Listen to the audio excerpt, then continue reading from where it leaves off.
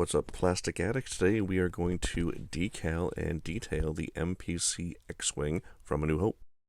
This kit is made with beginners and advanced users alike, so it actually comes with stickers or decals.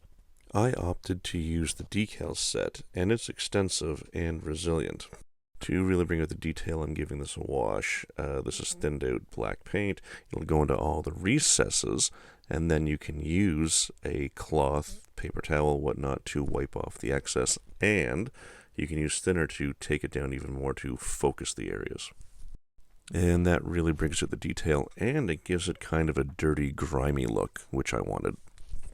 With the wash complete, I'm doing supplemental painting, R2, the engine nozzles, the canopy, the behind the canopy, and the pilot, who gets a nice orange jumpsuit and black gloves. Once he's painted up, we're going to add the canopy and move on to the final decals behind the canopy and for R2-D2.